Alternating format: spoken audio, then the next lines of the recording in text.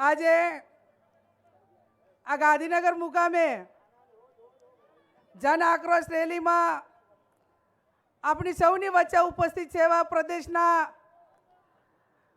પ્રમુખ આદરણીય અમિતભાઈ ચાવડા સાહેબ, વિરોધ પક્ષના નેતા આદરણીય તુષારભાઈ, સ્ટેજ પર બિરાજમાન ધારાસભ્યો, માજી ધારાસભ્યો, કોંગ્રેસના વરિષ્ઠ આગેવાનો, વડીલો, યુવાન ભાઈઓ અને બહેનો, મારી પહેલા જિગ્નેશભાઈએ વર્તમાન જે પ્રશ્નો છે એનાથી આપ સૌને વાકેફ કર્યા.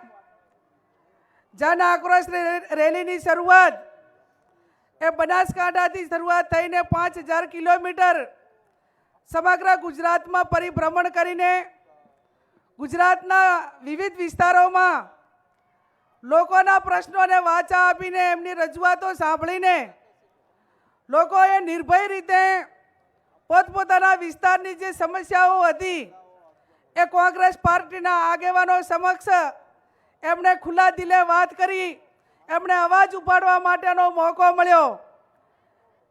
ગામડે ગામડે જઈને કોંગ્રેસના કાર્યકરોએ જે વિસ્તારના પ્રશ્નો એ વહીવટી તંત્ર સામે હતા એ તમામ પ્રશ્નો પોલીસ તંત્રના હોય, મહેસૂલના હોય, ખેડૂતોના હોય, મહિલાઓના હોય, યુવાનોને રોજગારી માટેની વાત હોય, આ તમામ સમસ્યાઓ કોંગ્રેસ પાર્ટી સુધી પહોંચાડી છે.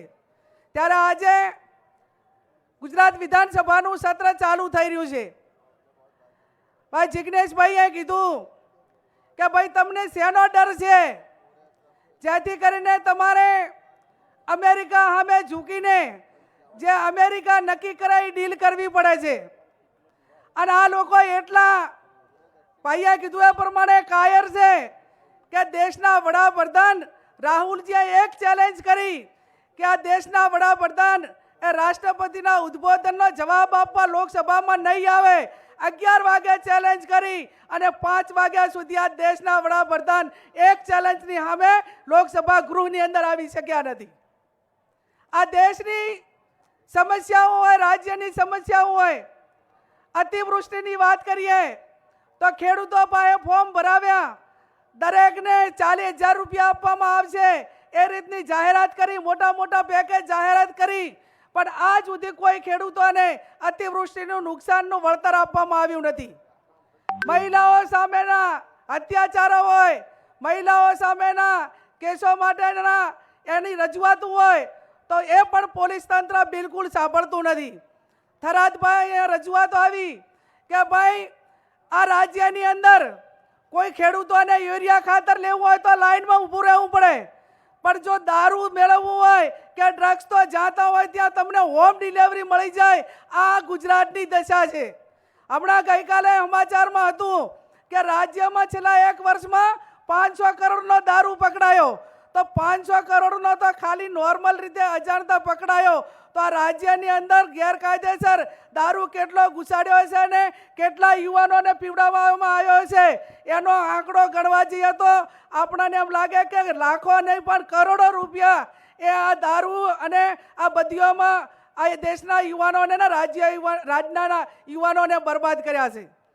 મેડિકલ નશો હોય, ડ્રગ્સ હોય, દારૂ હોય, નશાની ગોળીઓ હોય, આ તમામ પ્રકારનો નશો એ ખુલ્લેઆમ માર્કેટમાં કોઈ પણ પ્રકારના ભય વગર ખુલ્લેઆમ વેચાણ કરવામાં આવે છે.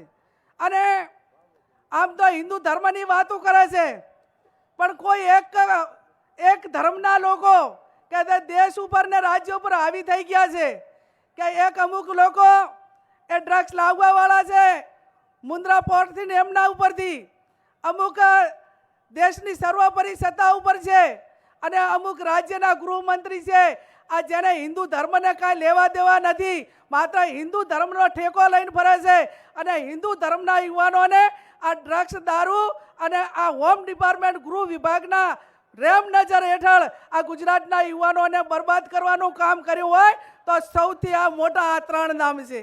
અને કયા 3 નામ છે તમને ખબર છે કે એક મોટો કારોબાર છે, એક દેશનો એક આખું જે હોમ ડિપાર્ટમેન્ટ કહેવાય એનો વડો છે અને એક આ રાજ્યનો વડો છે જિજ્ઞેશભાઈ કહે છે કે એમની દીકરી પણ ભારે છે. આ ત્રણેય લોકોએ નક્કી કર્યું છે કે દેશના યુવાનોને અને ગુજરાતના યુવાનોને બરબાદ કરવા અને આપણે કરોડો રૂપિયા એ બુટલેગરો પાસેથી કમાવા. અને એની સામે જ્યારે આપણે અવાજ ઉઠાવવાનો છે ત્યારે આ જન આક્રોશ રેલીના માધ્યમથી સમગ્ર ગુજરાતમાં લોકો નિર્ભય રીતે અવાજ ઉઠાવતા થયા છે. એનો અવાજ આપણે કોંગ્રેસ પાર્ટીએ બનવાનું છે. અને આવનાર સમયની અંદર હમણાં મતદાર યાદી સુધારણા કાર્યક્રમ ચાલ્યો તો કોંગ્રેસના વિચારધારાવાળા મતદારો એ મોટી સંખ્યાની અંદર ભારતીય જનતા પાર્ટીના લોકોએ વાદા આપીને ફોર્મ નંબર 7 સામે વાદા આપીને મતદાર યાદીમાંથી નામ કઢાવવા માટેનો પ્રયત્ન કર્યો. અને આ તમે ડબલ એન્જિનની સરકાર છો, 30 વર્ષથી રાજ કરો છો, તમે એવું કહો છો કે અમે લોકોની સુખાકારી માટે ઘણું કામ કર્યું છે, તો તમારી હિંમત એ લોકશાહી ઢબે ચૂંટણી લડવાની નથી. શા માટે મતદાર યાદીમાંથી નામ કઢાવીને લોકોનો મતાધિકાર છીનવવા માટેના પ્રયત્નો કરો છો? અને જ્યારે એના ઉપરથી નક્કી કરો કે જે મતદાર ગામની અંદર આયા છે એનું નામ નજરની સમક્ષ આપણી નજરની સમક્ષ કાઢવા માટેના પ્રયત્નો થતા હોય તો આ ચૂંટણીની અંદર એ કેટલા ગોટાળા કરતા હશે ને એનું એનાલિસિસ અને એનું અવલોકન ને એના નીચે સુધી આવનાર સમયની અંદર કોંગ્રેસ પાર્ટીએ જવાનું છે. અને જવાનું છે ત્યારે એક ટીમ તરીકે આવનાર સમયની અંદર સાથે મળીને કામ કરીએ.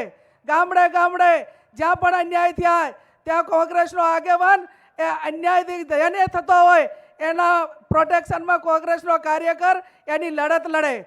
અને આ લોકો મેં અગાઉ કીધું એમ કે તમે તાકાતથી લડશો ને તો આમના જેટલું કોઈ કાયર નથી. આપણા વડવાઓ છે, આપણો ભવ્ય કોંગ્રેસના નેતાઓનો ઇતિહાસ છે કે ગાંધીજી હોય, સુભાષ બોઝ હોય કે અનેક એવા નેતાઓ હતા કે જેમણે જેલની કે કોઈની પરવા કર્યા વગર આ દેશને આઝાદી અપાવી. આજે આ લોકશાહી જ્યારે ખતરામાં હોય ત્યારે આ કોંગ્રેસે આ આઝાદીની બીજી લડાઈ લડીને આ કોંગ્રેસ પાર્ટી એક લોકશાહી જીવિત રહે, લોકશાહી અખંડિત રહે અને એના માટે કરીને જ્યાં પણ અન્યાય થાય ત્યાં મતદાર યાદી હોય, લોકોના પ્રશ્નો હોય, ખેડૂતોના હોય, આઉટસોર્સિંગના હોય, દારૂની વાત હોય, મહિલાઓની વાત હોય, આ તમામ મોરચે જ્યારે આપણે લડવાનું છે ત્યારે એક બાજુ વહીવટી તંત્ર એ કોઈ પાર્ટીનું પીઠું બની ગયું છે. આખું વહીવટી તંત્ર ક્યાં કોમવાદમાં આવી ગયું છે અને કોઈ પણ ઓફિસ એવી નથી કે જ્યાં ગાંધીજી વગર કામ થતું હોય. પૈસા આપ્યા સિવાય કોઈ ઓફિસની અંદર કામ થતું નથી. અને આ સમયમાંથી ગુજરાત જ્યારે પસાર થઈ રહ્યું હોય ત્યારે આપણી કોંગ્રેસ પાર્ટી તરીકેની જે જવાબદારી છે એ કોંગ્રેસના આગેવાનો નિભાવી રહ્યા છે. જ્યાં વિધાનસભાનું ગૃહ હોય, લોકસભાનું ગૃહ હોય તો આજે તમને બધાને ખબર છે કે આમ તો 56 ઇંચની છાતી અને બધી મોટી મોટી વાતો હતી પણ લોકસભા ચલાવવાની પણ એમની તાકાત નથી. આજે તમામ વિપક્ષો એક મંચ ઉપર આવીને આ દેશના લોકો માટેની લડત એ તમામ પક્ષો સાથે મળીને એમની સામે લડી રહ્યા છે. આજે વિધાનસભાનું ગૃહ ચાલુ થયું છે. જે આપણા પ્રશ્નો હશે એ આપણા કોંગ્રેસના ધારાસભ્યો ગૃહમાં પણ ઉપાડશે અને ક્યાંક સડક ઉપર એનો અવાજ બનવાનો હોય તો આપણે સૌ સાથે મળીને બનશું. એ જ શબ્દ સાથે આપ સૌનો ખૂબ ખૂબ આભાર. વૈષ્ણવજન તો તેને કહીએ જે પીડ પરાઈ